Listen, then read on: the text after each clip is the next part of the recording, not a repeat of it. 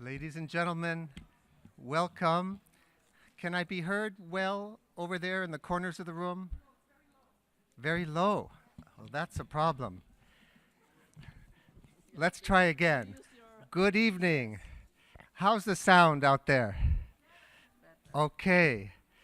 Welcome everyone to this briefing and consultation on the Interfaith Rainforest Initiative.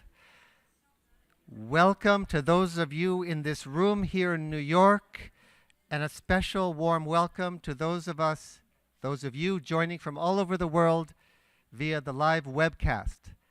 So welcome to this global event. My name is Charles McNeil.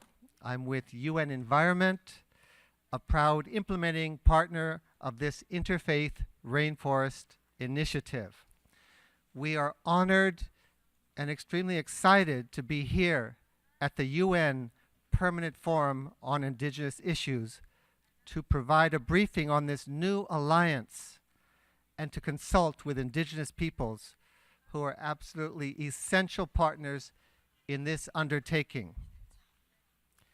The Interfaith Rainforest Initiative is a first of its kind alliance that is working to bring the moral, spiritual, political, and social influence of religious leaders and faith communities to bear on efforts to protect the world's tropical forests. Underpinning this effort is an explicit commitment to stand together as allies and defenders of Indigenous peoples. And rightly so. Climate change is a grave threat to us all, and we owe an enormous debt of gratitude to the Indigenous peoples who take enormous risks and make sacrifices every day to protect rainforests, their home. With this initiative, we are working to mobilize a whole new constituency to help protect tropical forests and to defend the defenders of those forests. The initiative is dedicated both to global advocacy, mobilizing high-level religious leaders to push for policies that protect rainforests and their guardians, as well as country programs in Brazil, Colombia, Peru, Democratic Republic of Congo, and Indonesia. Before we go any further, let me introduce our distinguished speakers here today who will share more about the initiative. We are honored to have here on my left Ambassador May Ellen Steiner from the government of Norway. Norway is supporting this initiative and hosted its launch at the Nobel Peace Center last year. On my right, we have someone that you all know, the UN Special Rapporteur on the Rights of Indigenous Peoples, Vicky Tauli-Corpuz, who also serves on the Global Steering Committee of this initiative. And to Vicky's right, we have the Reverend Fletcher Harper, Executive Director of Greenfaith, and we have Dr. Kushmita Peterson of the Parliament of World Religions, both of whom also serve on the Global Steering Committee of this initiative. Our speakers will share more background on the vision and intention of this initiative and opportunities for Indigenous peoples to participate and influence its program of work. Our remarks will be brief because a primary purpose here is to hear from you, the Indigenous peoples, and others gathered here on how we can best support and advance your rights and your priorities in the context of forests. A final bit of background is that interpretation is available in Spanish and French, so please make use of the earpieces on your tables to hear the interpreters. So, and I want to remind our speakers to speak slowly and clearly so the interpreters can understand and translate. And we understand the web TV is live, so welcome to the world community out there as well. So let me now introduce as our first speaker Ambassador May Ellen Steiner, Deputy Permanent Representative of Norway to the United Nations. Ambassador Steiner took up her assignment here in August 2014, and before being posted here was with the Ministry of Foreign Affairs She has a distinguished career in humanitarian assistance and issues related to disarmament. And we're delighted to welcome the ambassador. Thank you. Thank you very much. I must also say that I am delighted to be here, both personally and also on behalf of my country, Norway. The protection, restoration, and sustainable management of tropical forests is definitely one of our top priorities in the international aid. And we know that the annual emissions from deforestation and degradation of tropical forests are roughly the same as the total emissions from the global transportation sector. More importantly, tropical forests and landscapes are a critically important part of the solution. They provide more than 1/3 of the climate change mitigation the world needs over the next decades. If the world community is going to tackle climate change and reach the goals of the Paris Agreement, we simply cannot afford to lose more of our rainforests. In fact, not only must we halt deforestation, we must restore a lot of what is already lost or degraded. Indigenous peoples are very important partners in this regard, and therefore this meeting here at the Permanent Forum is so timely. Historically, indigenous peoples have been the most effective guardians and stewards of the world's rainforests. Studies show that when indigenous peoples' rights are legally recognized and protected by governments, deforestation rates and carbon dioxide emissions are significantly lower. Yet research also suggests that indigenous people and local communities lack legal rights to almost 3/4 of their traditional land. Since its launch in 2007, Norway's International Climate and Forest Initiative has cooperated with international partners, governments in forest and donor countries, and a broad range of non-governmental organizations to reduce tropical deforestation and forest degradation. However, we discovered that religious and faith-based communities were missing from the movement, from the big movement in this area, and that there was no platform in place to link the growing leadership, vision, and commitment of many religious leaders to these issues with the broader coalition of partners working to protect rainforests. We see the need, as Norway, in our engagement here, also to bring the religious, spiritual, and ethical dimension much more strongly into this work. The initiative we are discussing tonight, therefore, has the aim to change that and to make religious organizations and religions a core part of the solution as well. Norway is extremely honored to be supporting this. We know that faith is fundamental to the majority of people in the world. We also know that the world's remaining rainforests are critical for life on Earth. What we hope to do with this initiative is to bring these two insights together. How can we convey the spiritual, ethical, religious case for saving one of the richest ecosystem, the rainforests? So we are very happy to be here, and with those words, I will only say that I'm also very eager to hear what the other speakers have to say and what you have to say from the floor on this, and how we can pull this together in an even better way than we have done so far. Thank you so much. Thank you very much, Ambassador. And before I introduce Vicky a little more thoroughly, I wanted to say that there are some other Indigenous leaders here with us today who are involved in this initiative.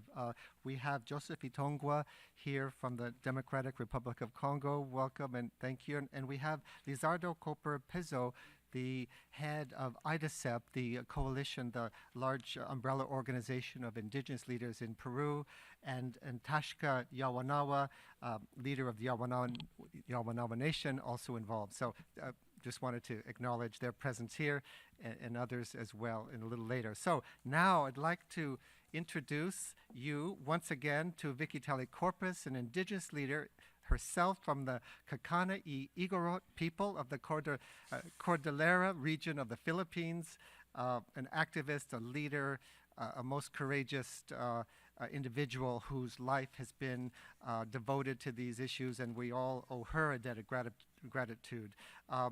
She is currently the UN Special Rapporteur on the Rights of Indigenous Peoples.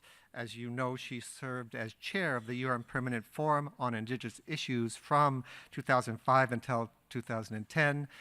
We are so honored that Vicky could participate with us. She came and participated in the launch last year and has been supporting this initiative as well. And we know that under her busy schedule and even threats that she's got a lot to deal with. And so we're particularly honored to have her here. So please join me in welcoming Vicky Tauli-Corpuz. Thank you very much, Charles, Your Excellency, the Ambassador of Norway. I would like to just first say that I participated in the launch of the Interfaith Rainforest Initiative at the Nobel Peace Center in Oslo last year. And I was so inspired and impressed by the range of religions represented there. We had Buddhists, we have Muslims, Christians, and others. And the strength of their interest in and commitment to fighting for forests and for the rights of indigenous peoples. As someone who has worked on these issues for many years, it is energizing to see a new and powerful constituency affirming their concern for these issues that affect us all so urgently.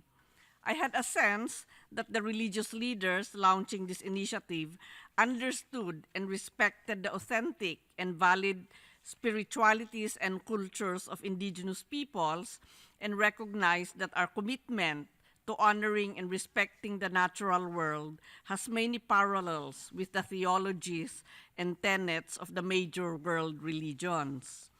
Indigenous peoples make a globally significant contribution to preventing deforestation and mitigating climate change. They manage a huge area of the world's tropical forests. In Latin America and Asia alone, this amounts to 1/3 of all tropical forests. And scientific studies show that where indigenous and community rights over forests are secure, there is a greater reduction in deforestation than under other management regimes. Secure forest rights and land tenure for indigenous and local communities is an effective climate solution and one of the least expensive options. But indigenous peoples are being killed while defending their forests and protecting our climate, and the cost to lives is growing. Failure to secure indigenous peoples' rights is not only exacerbating climate change, but it is resulting in increasingly violent conflicts around the world. In this context, it is so important for indigenous peoples to know that the value we provide for the whole planet through our stewardship of natural resources and ecosystems is recognized and amplified by influential leaders. We welcome influential religious and faith leaders to work with us to help draw the world's attention to the challenges we face and to stand alongside us when we face threats and danger because of the work we do. There has been so much hurt and conflict between indigenous peoples and religious groups, but the engagement of faith communities in advancing the rights of indigenous peoples has the potential to be transformative. Seeing religious leaders take a strong stance on climate change, forests, and indigenous peoples' rights gives me hope for a new era of collaboration and healing. I had the honor of meeting Pope Francis last year and felt firsthand the power of his influence and his initiatives on climate change and the environment. His visit to the Amazon in January of this year, where he met with indigenous leaders, is setting forth a new era of healing between indigenous peoples and the Catholic Church in the Amazon. I was also at a side event this noon where they announced, it was organized by RIPAM, and it was announced that the special synod of the Pope for the Amazon is going to be held on October next year. And the faith community is, of course, invited to also take part. And I know that Muslim leaders, too, are taking important stances for forests, with fatwas against illegal logging and trafficking of illegal forest products being issued in Indonesia recently. The Interfaith Rainforest Initiative provides such a powerful platform to unite these various efforts. I would like to thank Norway for supporting this Interfaith Rainforest Initiative. And I remember I was in Bali 10 years ago when Norway also launched its initiative on tropical rainforests. And we are grateful for the continued commitment they are giving for recognizing and supporting the rights of indigenous peoples. I'm also pleased that the UN Environment Program has taken an active interest in this issue as well. I am excited and optimistic about what this new alliance can achieve. There is so much to be done by faith leaders in partnership with indigenous peoples in Brazil, Colombia, Peru, DRC, and Indonesia. That is why I have committed my time to participate in the initiative as a member of the Global Steering Committee. As the UN Special Rapporteur on the rights of indigenous peoples, I am deeply aware of the persecution indigenous peoples face around the world, but also of their deep knowledge, understanding, and respect for the natural world. We look forward to working alongside religious leaders to help defend and empower our environmental advocates and leaders. Thank you very much.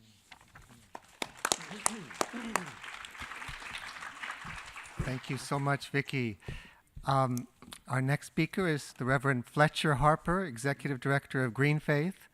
Fletcher is an Episcopal priest and Executive Director, as I said, and this alliance, this Interfaith Coalition for the Environment, works with houses of worship, religious schools, and peoples of all faiths to help them become better environmental stewards. Fletcher is an award-winning spiritual writer and nationally recognized preacher on the environment, and he teaches and speaks around the world. Join me, please, in welcoming Fletcher Harper.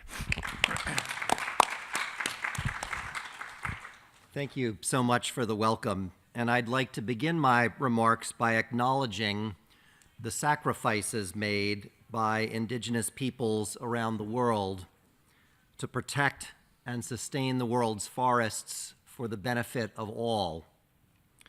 Given the truly tragic history of the relationship of any number of religious traditions in relationship to the world's indigenous peoples, it would not be out of place for me simply to express remorse and then to listen.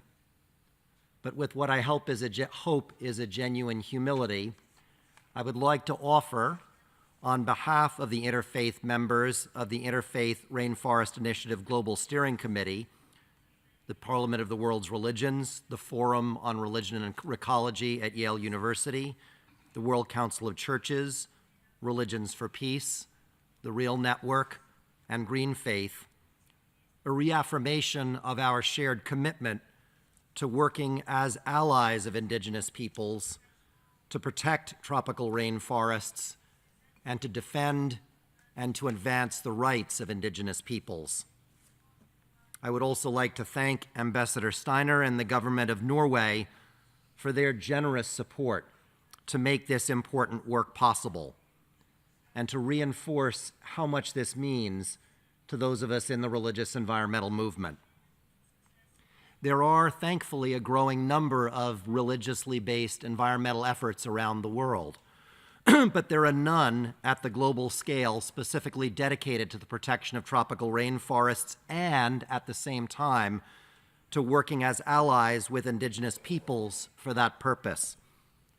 The Interfaith Rainforest Initiative does that, and we believe that that is a vital distinction that we intend to uphold. The protection of forests and the life that they sustain is a matter of the sanctity of life. This tenet is deeply embedded in the DNA of every religious tradition on the face of the planet. Protecting tropical forests is not only a matter of the protection of nature, but also about the protection of the cultures and languages, livelihoods, and human diversity that thrive within these ecosystems. The protection of forests is only done well when it is integrally connected to the protection of indigenous peoples. And we wish to reaffirm our recognition of this as fundamental to what this initiative is about.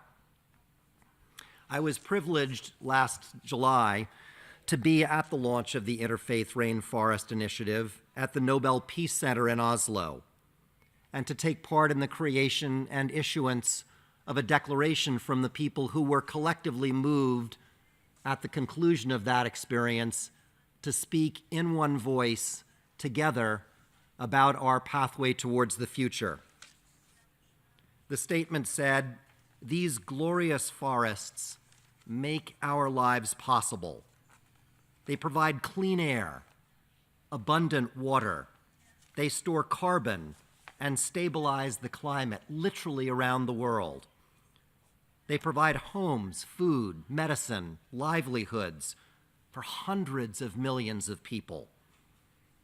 These people are dependent on the health, these forests are dependent on the health and well-being of their indigenous peoples, just as these peoples and all of the rest of us depend on the forests. We are in this together, humanity and forests, people and planet. If forests thrive and if their protectors thrive, we will thrive. Without the forests and without their protectors, we all perish." In the lead up to COP21 and the Paris Climate Agreement, faith leaders from around the world and faith communities from around the world made a substantial and multifaceted contribution that resulted in the creation of the Paris Agreement. Faith communities participated in and organized numerous mobilizations. Millions of people of faith signed petitions, took part in political advocacy of various kinds, helped lead the fossil fuel divestment movement, took part in civil disobedience. High-level faith leaders issued statements. Who can forget Laudato Si? And there were countless other ways in which faith leaders participated in what resulted in the Paris Agreement, that most important of first steps in our collective response to the climate crisis. We are committed to bringing that same level of energy and that same level of commitment to the urgent need to protect forests and their indigenous peoples, and we look forward to doing that.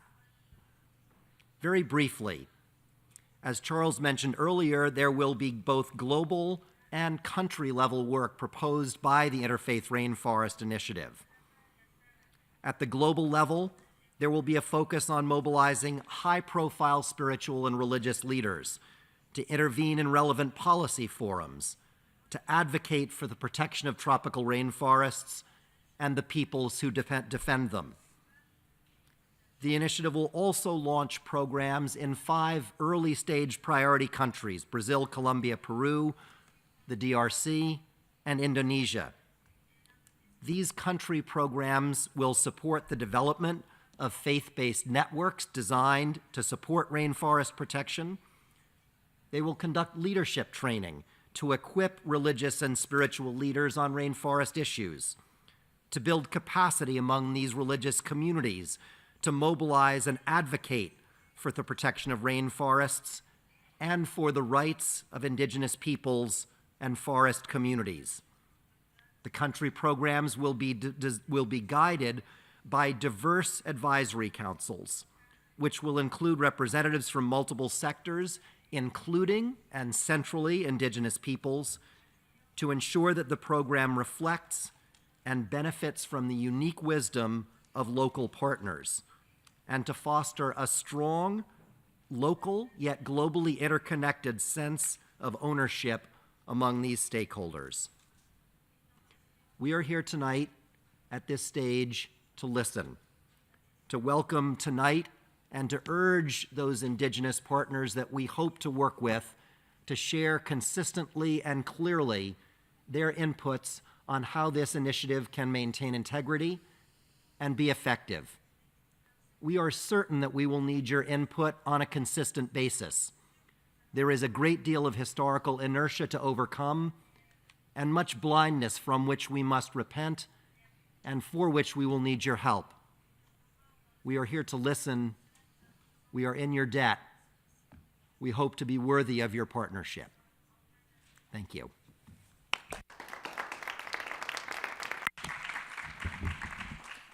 Thank you very much, Reverend Fletcher Harper. The last speaker here is Professor Kushmita Peterson, is Professor Emeritus of Religious Studies at St. Francis College, New York, and has been part of the global interfaith movement for over 30 years. Previously Executive Director of the Project on Religion and Human Rights, and currently serves as co-chair of the Interfaith Center of New York. She is co-editor of Earth and Faith, a book of reflection for action, and author of a number of other important publications. She's also representing the Parliament of the World's Religions on the steering committee of the Interfaith Rainforest Initiatives. Please join me in welcoming Kushmita Peterson.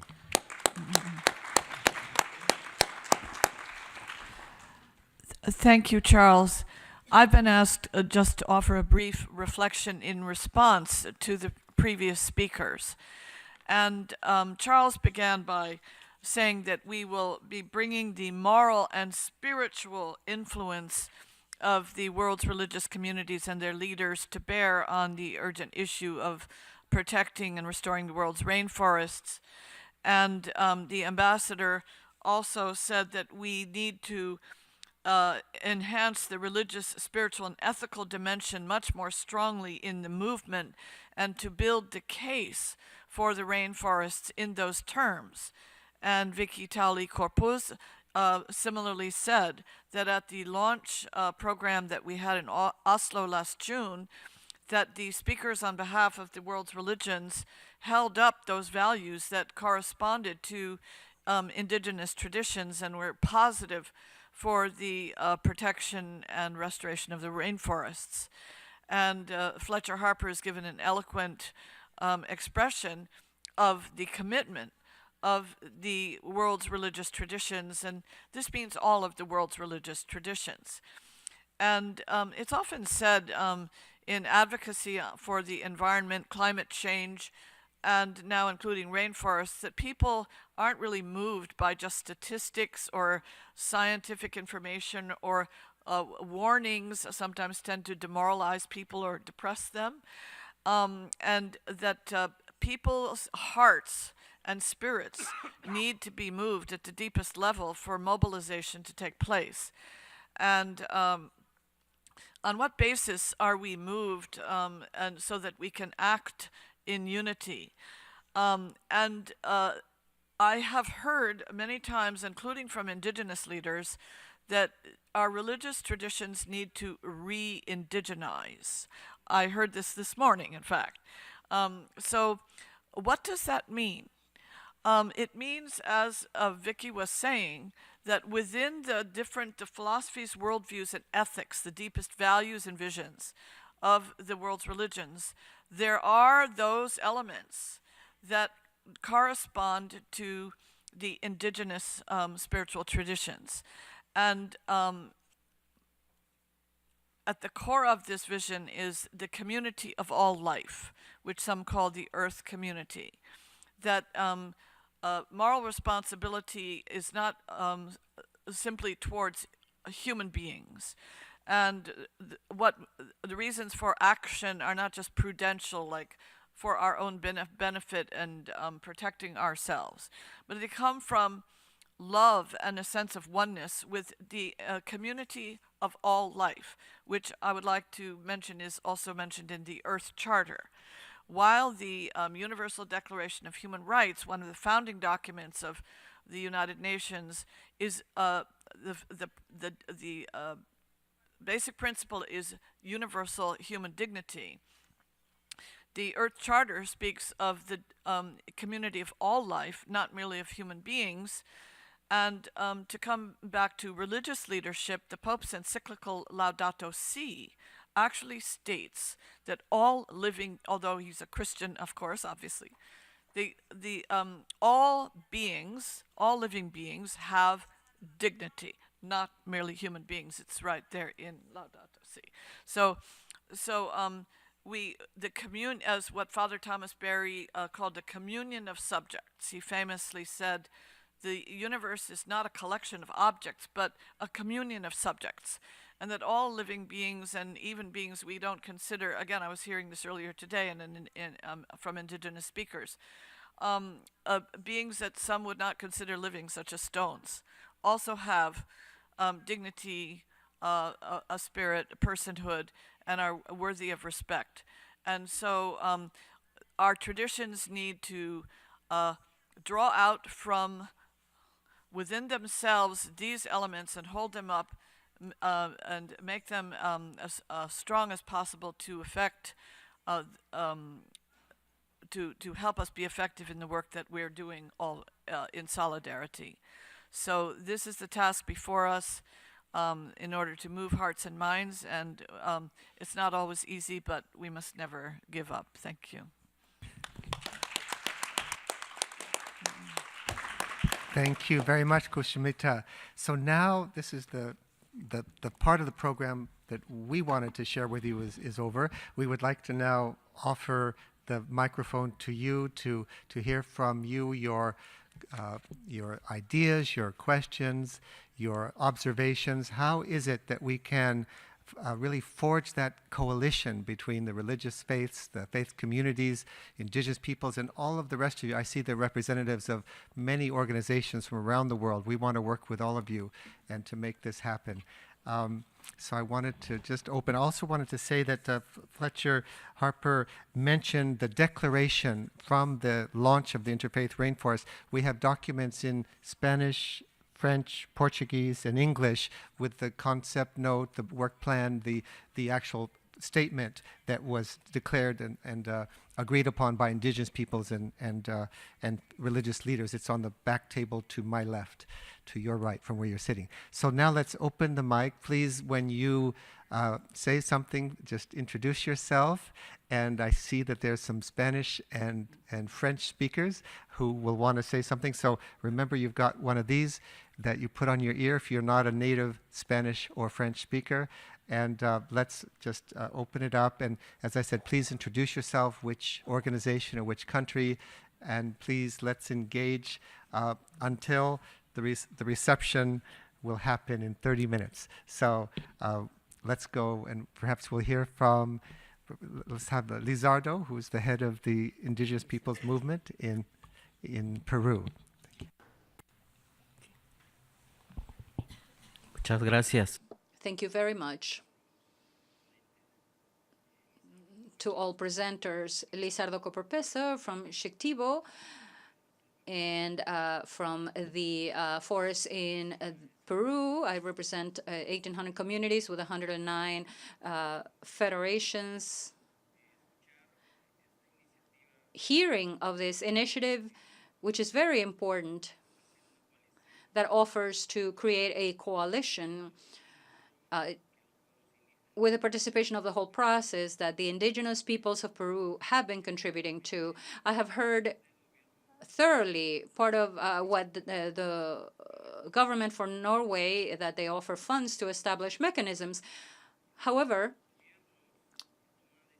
governments who are the ones that make decisions in my country they're different. It's different, their speech in that type of platform. Each and every time we are being pressured on social conflict, violating collective rights that we have as indigenous peoples. These initiatives or programs that the Peruvian government has committed must be climate action, not a simple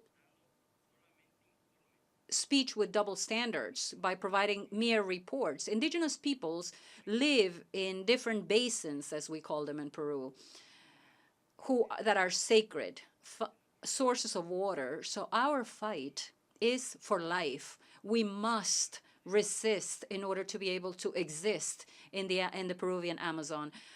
However, with that same hand that they signed agreements for this climate change, with that same hand, they also sign agreements to offer the Amazon to multinationals that deprive us through activities that is called an investment for the country's development. We agree with the development of the country, but we do not accept that human rights be violated. We go out on the street to protest because it is the only way that we have to express our feeling as an indigenous people. Nonetheless, the government pressures us, criminalizes us, accusing us as terrorists, merely because we defend our rights and we demand that they uphold international standards. We want real environmental justice, real human right justice, not pressure and killings because we defend to continue to survive. We want this clearly stated for Norway to monitor, to enforce the agreements that it has signed with Peru, because these funds are not reaching the hands that they should. We come from the Amazon. We live there and will continue to live there. Hence, all initiatives that we launch as indigenous peoples are not just for the indigenous peoples, but rather for humanity. In that sense, I would like to add, on behalf of Peru and all the indigenous peoples in the Amazons, that indigenous peoples are truly complying, because we do have initiatives, clear proposals through our brethren who live in these regions. We want to request that in order to do this, meaning that our ancestral territories must be secured, we have financial initiatives through our conservation ownership. We want to secure our territories to ensure that this is complied with. So I would like to say, through you, through this coalition, we want to be a bridge. It is very hard to reach this space and be able to tell the truth. In closing, we are all in agreement as global citizens, but we also want to be respected before decisions are made. We want to have effective participation, consultation that will achieve the recognition of indigenous peoples, and that the government not make unilateral decisions because indigenous peoples are not being allowed to participate. I would like to thank you for this opportunity. Thank you very much.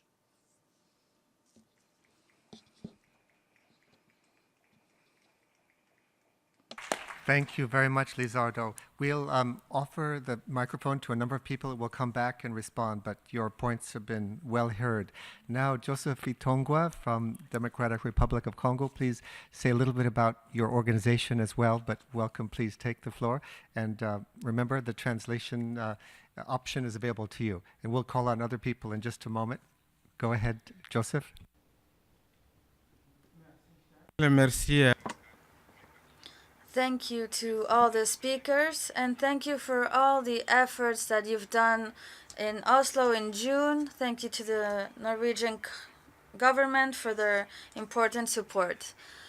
Our message was quite clear in Oslo, to say that the state came to work. I'm here in representation of my indigenous peoples in the Congo,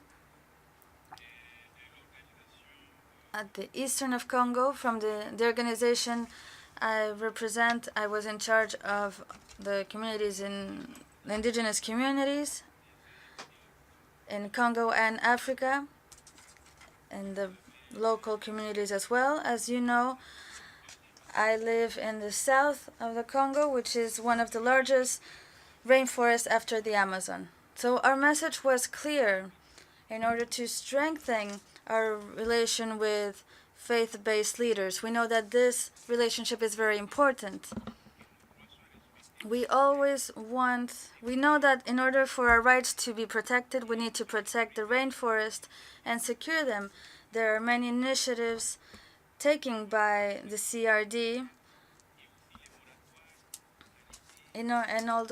and also laws to stop the exploitation of natural resources in our rainforest, because we cannot say that we are protecting forests, but then in the action we're exploiting natural resources.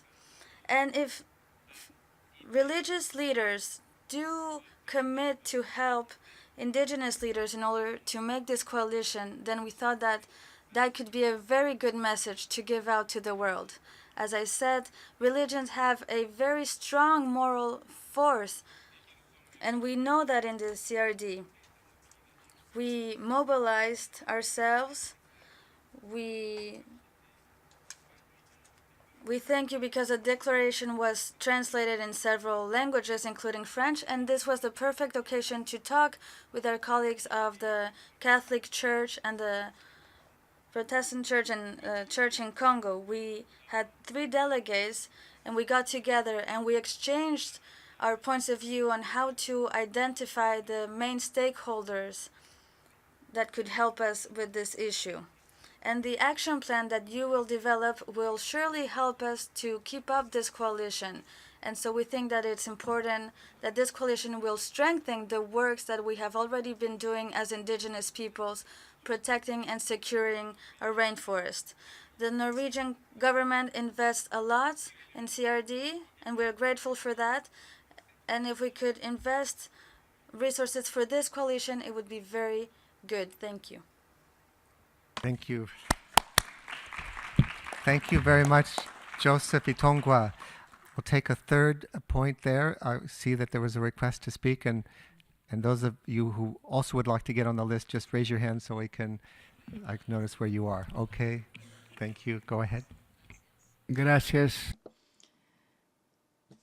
Thank you. Greetings to all participants in this initiative. I'm Brooklyn Rivera of Indigenous Peoples Representatives in Nicaragua.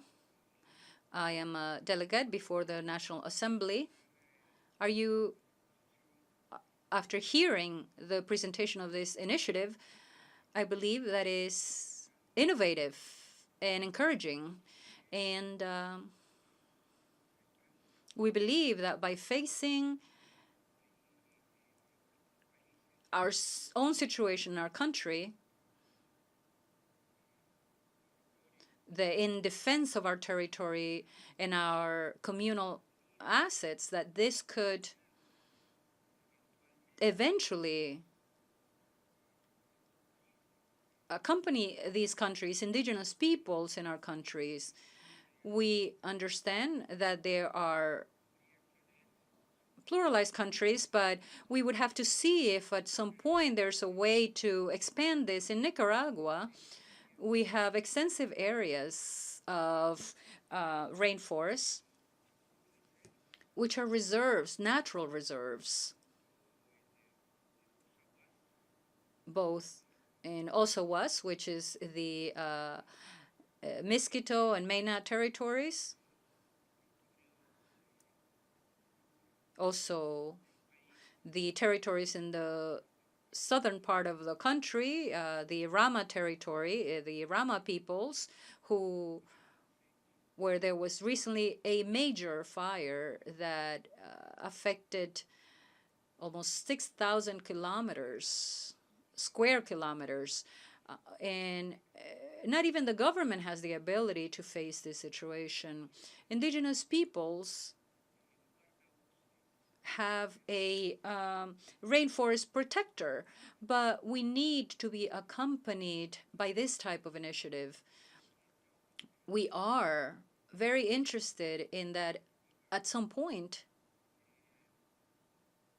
this initiative be able to reach our people and join its efforts in saving territories and their resources and their natural medium, which are the space of life, the forests, flora and the fauna, which are all part of our existence and our future.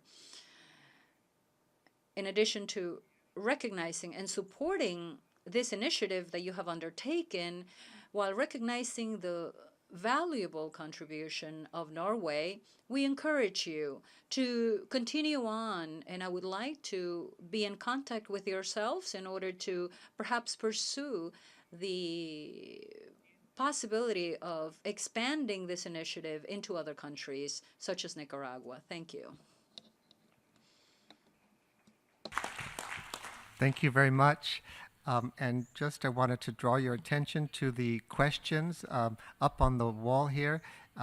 Just wanted to invite you to be considering where can this initiative have the greatest impact for Indigenous peoples and forest communities, what kinds of actions, interventions, and advocacy are most needed, and what comparative strength and value can faith leaders bring, what are the most urgent threats to forest and Indigenous peoples in Brazil, Colombia, DRC, Indonesia, and Peru that the initiative should focus on, and what successful approaches can we learn from to ensure Indigenous peoples and forest communities are fully engaged and have a strong voice in this initiative. So thank you very much for those first three comments. Let's ask the panel if there are reflections on Lizardo's point from Peru about the point that the same governments that sign climate agreements sometimes turn over the lands of Indigenous peoples to foreign companies and others. How can we be influential there? From Joseph Itongwa, who's talking about the importance of faith-based organizations in their work and hoping that religious leaders can intervene in his country. And then the Indigenous representative from Nicaragua asking how could this program be expanded beyond the 5 pilot countries to other countries, including Nicaragua. Perhaps I could ask anyone who would like to reply to any of these questions. Fletcher Harper, Reverend, thank you. Thank you very much for the questions. As I listen, one theme that I hear consistently is the theme of accompaniment, that it is the job of religious communities to accompany and to support Indigenous peoples in the work and in the leadership that they have been expressing for many, many decades. And so I think that first and foremost is a guide stone or a guidepost for us as we begin this. The second question, the second challenge, which is inevitable, is the challenge of standing up against powers, whether they be economic, corporate, governmental, or otherwise, that seek to do harm to the forests and that seek to do violence to their guardians, the Indigenous peoples. And this initiative is intentionally shaped from the start to help form the knowledge and the character of religious leaders so that we hope more and more will be equipped in a variety of ways to stand with Indigenous peoples in those circumstances, because sadly we know that is an ongoing reality.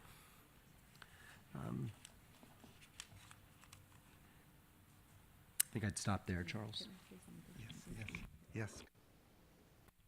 Yes, thank you. Thank you for those comments. Well, I just want to say one thing. You know, I mentioned earlier that a lot of Indigenous peoples are protecting their forests, are subjected to the worst kinds of persecution. And in fact, in my mandate as the special rapporteur, I have been receiving a lot of allegations and facts about how peoples who are protecting the forest against mining corporations or against infrastructure development, highways, etc., are either vilified as terrorists or as economic saboteurs or as against national development. And some of them, in fact, in the reports, yesterday I was sitting the whole day here, and a lot of them were saying that criminal charges have been filed against them. No, so I think one of the things that the church, the interfaith community can do is to really speak up strongly against these kinds of persecution, and to also help us protect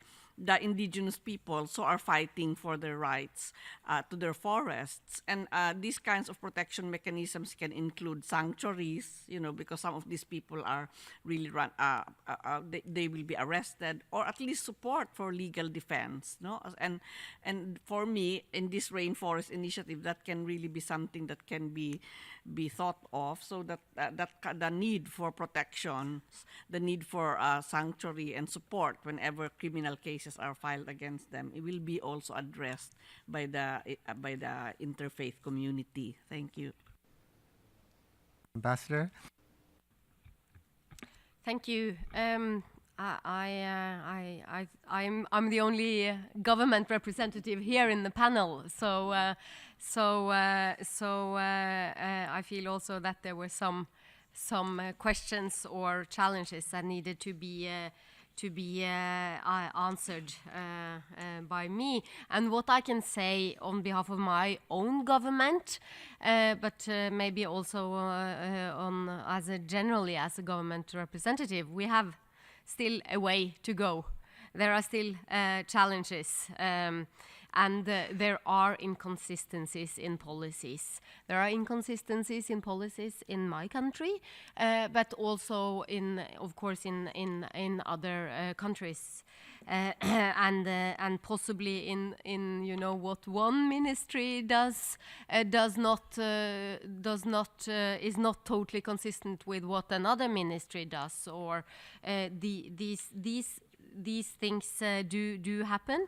And what I can say is that they need to be highlighted. We are very happy that you are raising it, and then we need to look at those challenges. On the particular challenge from Peru, I must just say that I have to convey that back to the ministry in Norway and ask them to look at that. I'm not personally the one who is implementing the agreement, but I will make sure that they look at it.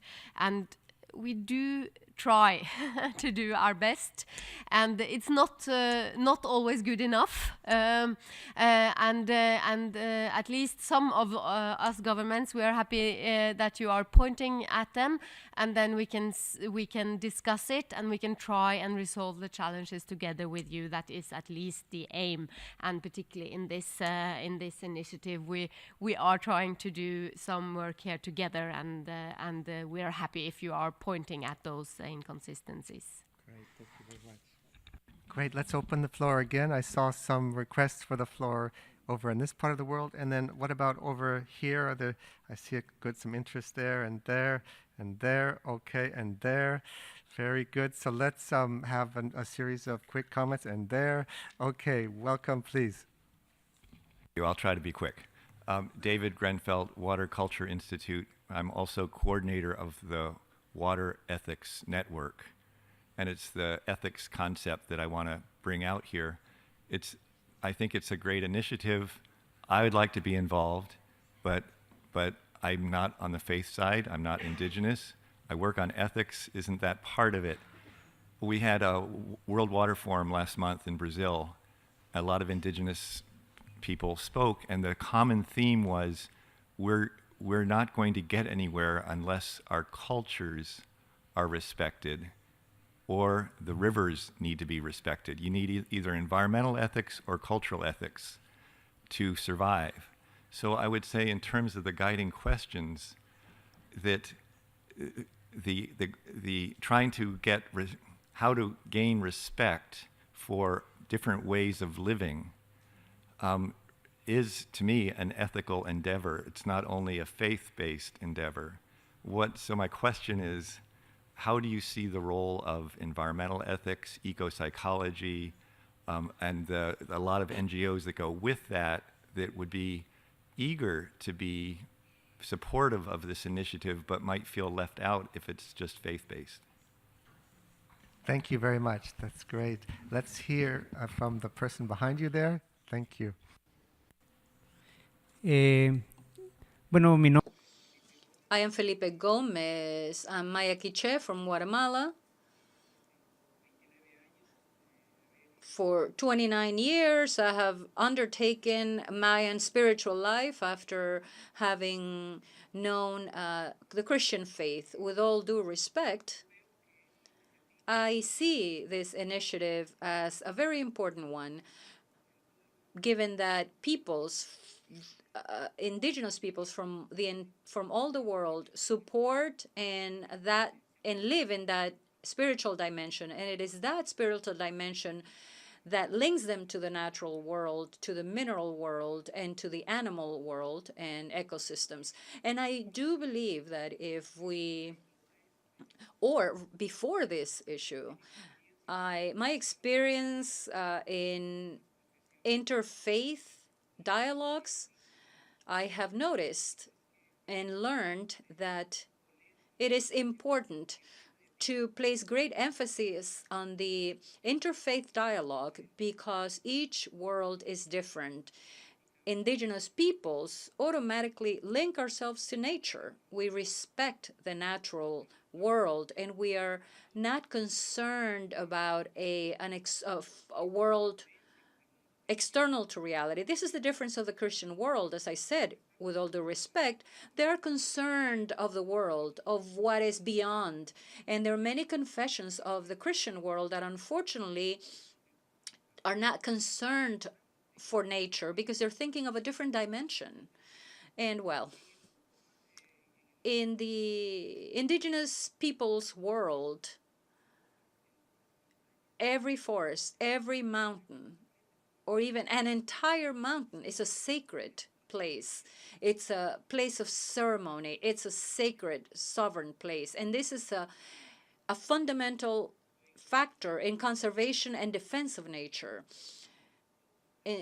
All indigenous peoples are permanently linked, spiritually speaking, and socially and culturally speaking, throughout history.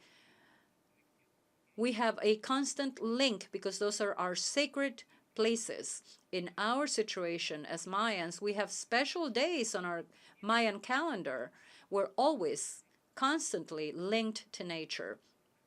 And it is important in this initiative, how do we manage to defend nature, sacred places, places of worship in several spaces of the world where there are mountains and forests.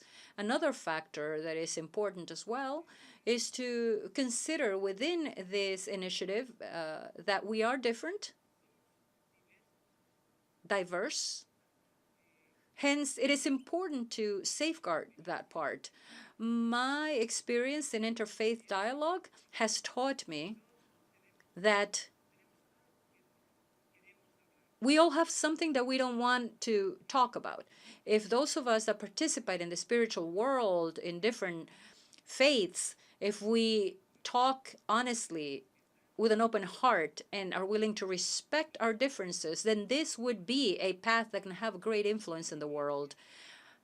Our experience as to how we sustain ourselves against repression and history, it is our spiritual connection. In closing, I am very interested in this topic, not just because I want to be, but also because I would like to involve the elderly men and women who are many times not included in these initiatives. There are many elderly men and women who play a very important role, regardless of their faith denomination. The majority of elderly men and women are not thinking of their faith, their original faith. They're thinking of human life. They're thinking of natural life, of plants' life, of fowl and animals. And I believe that this can bring us to respect Mother Earth. Thank you. Thank you. We'll take some more. I think Nigel Sizer, please. Thank you, Charles, and congratulations on this wonderful effort. It's great to be here. I'm Nigel Sizer, here with my colleagues from the Rainforest Alliance, an international NGO working in most of the countries we're talking about, and very keen and eager to engage and support this effort. So the question I was going to ask was how can we do that? How can we and others here tonight who are perhaps just beginning to learn about this become more engaged and involved in this and bring our experience into the mix? And then you put the questions up. So just that provokes some other thoughts. And one aspect that hasn't been talked about, obviously there's a very fundamental aspect, and Vicky and Lizardo and others have talked about the basic rights, defensive rights and security of these peoples, which is absolutely fundamental. And anything that religious groups can do to promote that is extremely important. Once that struggle is passing, once rights have been recognized, then these communities, of course, face many other challenges beyond basic survival. And they face very basic economic challenges in many cases, and that's the area that we tend to focus more upon.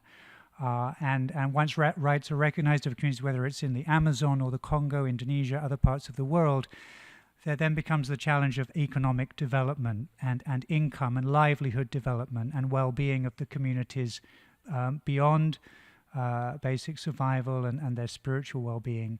So I would encourage the various faith groups that are part of this to also look at that aspect.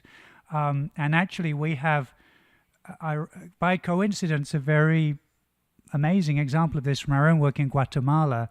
Very successful leadership by local communities in the Petén rainforest, the most extensive and intact forests in Central America, where women-led cooperatives are actually supporting and maintaining these communities in the forest, have reduced deforestation rates to 0, and they're doing that largely with income earned by selling palm leaves for Sunday service to churches in the United States through companies that specialize in that business. The church, various churches, religious groups are enormously important economic actors as well. And so I would encourage you to consider that aspect and how you can use the power of your business, if you like, as well as the power of your donations to be directly supporting indigenous groups and enterprises as those begin to flourish around the world. And we'd be happy to talk with you more about that. Thank you. Very much. Thank you. We'll take some more. Let's see, who else did we see right here, and then there, and then there, and then there. So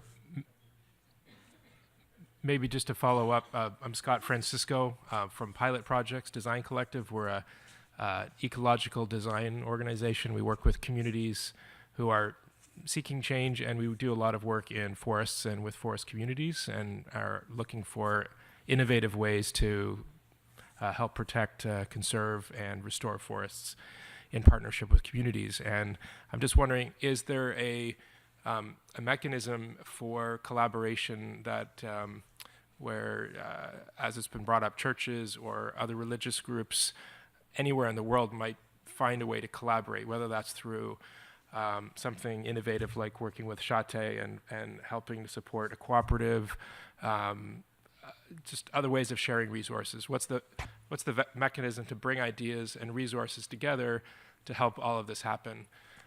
And new ideas that could be very exciting could come out of those conversations and help get the job done.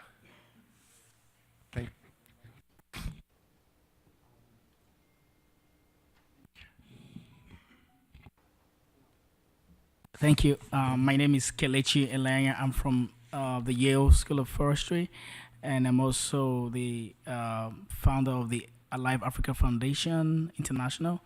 I'm really interested in this topic that we're discussing today, and I was just going to lend my voice to the fact that we should also look at a strategic handshaking that needs to happen, because if you look at what is happening in most indigenous communities, you see businesses coming in to do some stuff. So we need to start thinking about how we can engage with this group of people, because you're not gonna just stop them at once, but we need to begin to talk to them and not just say, oh, they are bad people, we are good people. We need to begin to bring them to the table, because these business people are also members of the church. They go to church, they come to the mosque. So we need to begin to engage with them, and then we begin to design a strategic plan for change. That's my own take. Thank you. Thank you very much. Great, and thanks to all of you. And I think we're acknowledging everybody. And Scott, sorry we didn't clap for you, but we want to honor everybody's contribution. Well, a couple of one sentence. I think we want to wrap up the comments, and then we'll just have a final response from the panel members. But I see Delphin, something quick. Just who feels that your night would not be complete? You won't be able to sleep tonight if you don't get a chance to say something. Okay, good. So we have 1, 2, 3 after Delphin. Okay, good. We want you to be able to sleep. So Delphin. Thank you very much, Charles. I'm Delphin Ganapin. I'm the new global practice leader in governance for the Worldwide Fund for Nature International. Well, some of us international conservation NGOs are now looking at two very important problems or threats. And this is the threat of corruption and defending the defenders. And they're really serious. These are really very serious matters. And we're trying to find a solution. For defending the defenders, we have an idea that perhaps we can propose to you. And this is something practical, because the most endangered groups are those in the front lines and are not even perhaps known internationally or nationally. In the 14 years of our struggle in martial law in the Philippines, I and others, including Vicky actually, we survived because actually of the protection provided by priests and nuns. They were the ones that were the defensive fence whenever we have protest rallies. And they were the ones that provided sanctuary. And they were the ones that will go to all the prisons and all the hospitals when you are missing. I wonder if the interfaith group can assign a key religious leader in every country to every leader that is endangered, sort of a buddy system. And that leader says, this is my son, this is my daughter, this is my sister, this is my brother. If you harm even the hair of my son, sister, brother, hell will come unto you. We will fight you to the ends of the earth. Can we somehow do that, Because then it will really give protection to the defenders of those that defend our environment. Thank you so much, Delphin. We'll hit here, and then with the last two ones there. Yes, please. Okay. First, I want to say thank you to all the ambassadors and representing this panel, and especially all the Indigenous and First Nation cultures. Thank you. I completely look up to everything that you do and everything you spend your time each day doing and protecting our natural resources. I would say two things I'd like to insert into this conversation. First is I'm speaking on behalf of, can you hear me? Yeah.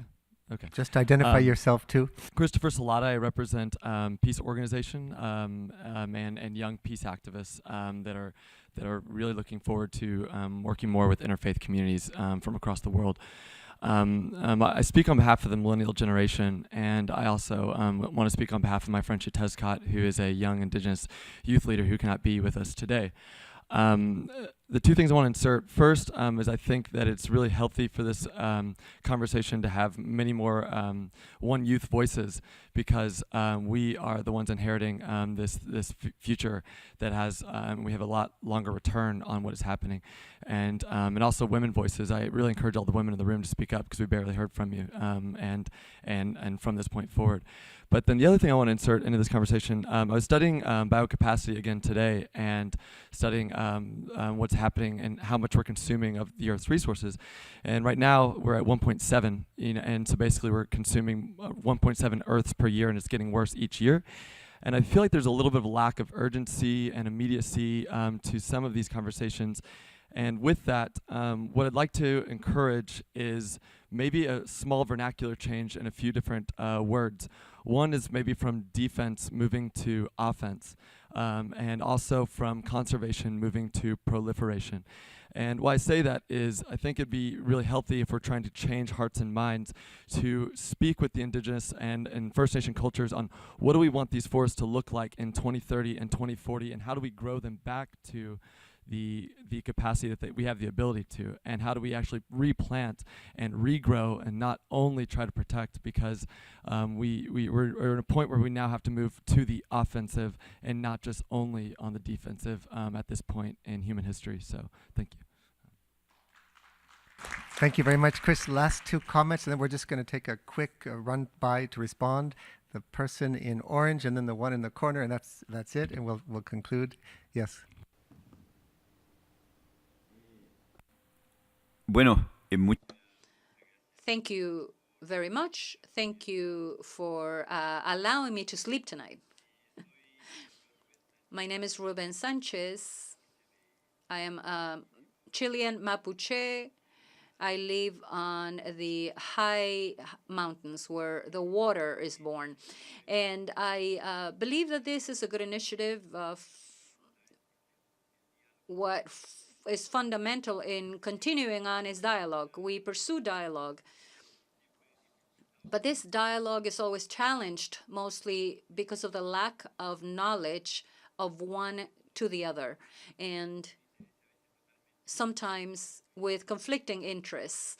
And I believe that that is what creates the gaps between us. And I think that a dialogue would be helpful in our development. While we talk about life, governments impose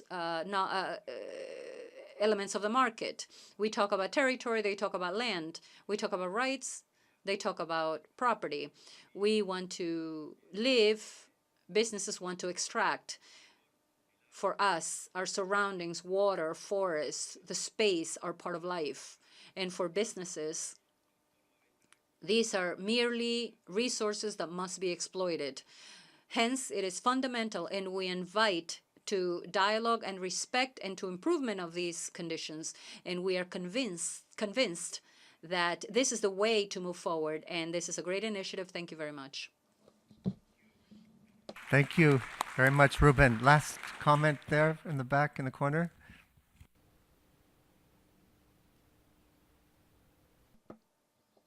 Microphone. I'm Nathan Phillips. I'm with the Native Youth Alliance. I'm at this time 34 years without the alcohol. It's not a problem for me, the alcohol, but the reason I don't use the alcohol is because of my faith, my religious beliefs. People say Indian people are spiritual, that we got no religion. I would like to clarify that or change that. We have religion.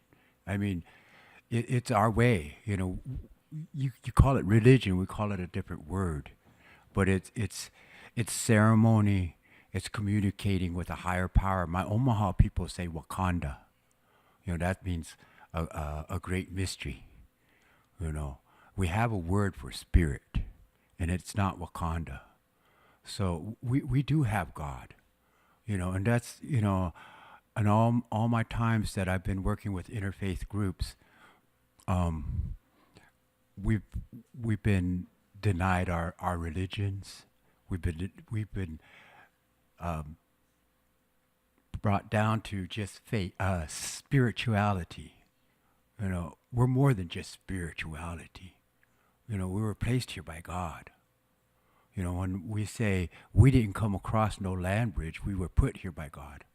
You know, and then people come in here and tell us we don't have God, you know.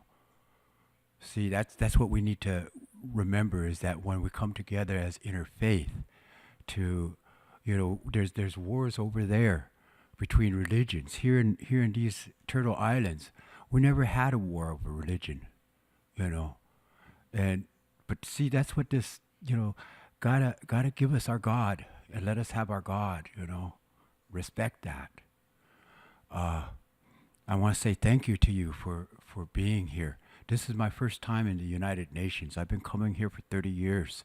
My first time I came here was in 88, 87 with a man named Thomas Banyaka, who come knock on the House of Micah. And we're still knocking on this House of Micah. You know, I see and hear reports about in Brazil, and I see what's happening down there, you know, for the gold. My relatives down there are being murdered for gold. You know, who are those people who are doing that, you know? You know, what kind of faith do they have? That's who you need to start talking to too. You know, get back with those guys, you know.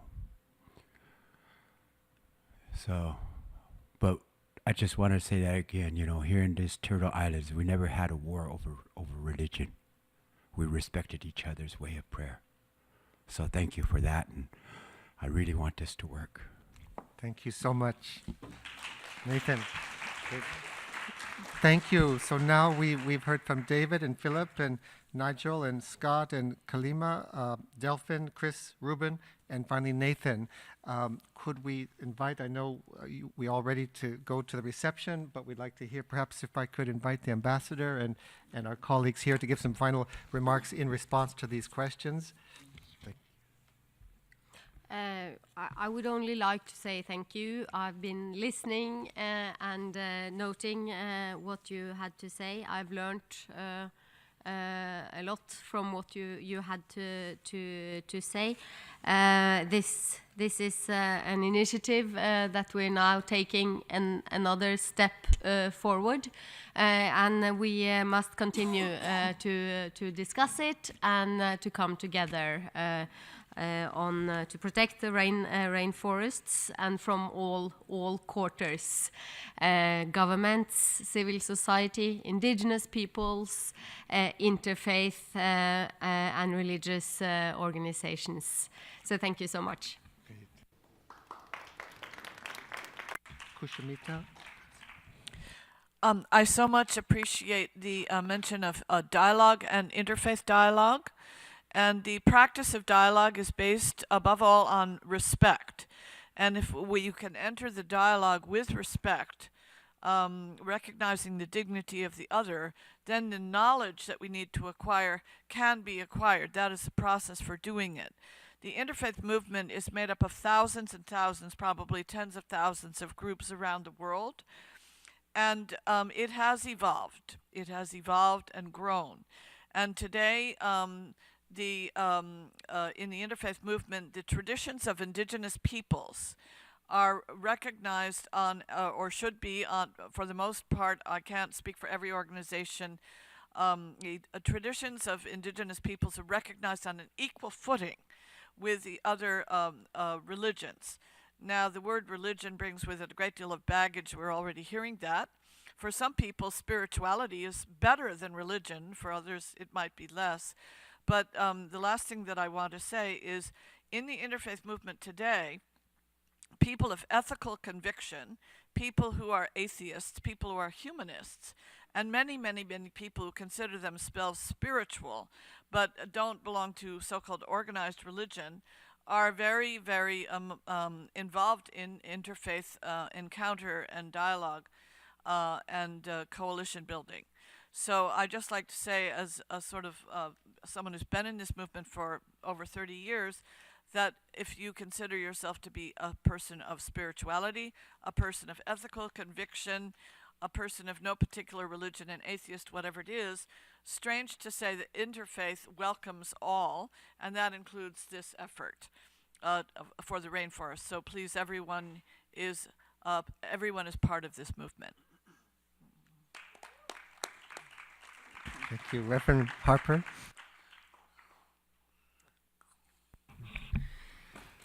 Religions are extraordinarily new to this work in just about every single case around the planet. We need to be very clear about that. And as we become engaged, there will be a very sincere desire to share information, to share facts, to share data, all of which will be accurate and all of which is important. Religious groups, however, derive their power ultimately from the fact that they are networks of human communities based in relationship with a commitment, sometimes stronger than other times, to moral and religious and spiritual values. When those relationships are strong, people can share their stories about what is really going on. Where those relationships are strong, people of diverse faiths will find within themselves the commitment to stand up as protectors and to accompany those who are in harm's way for no good reason at all. Where those relationships are strong, religious communities can be remarkably creative in developing culturally sensitive and environmentally appropriate forms of economic development. Where those relationships are strong, culture can be transformed. Without relationship, the depth of change that is required will not happen. Our commitment is to build those relationships because that is what will change things.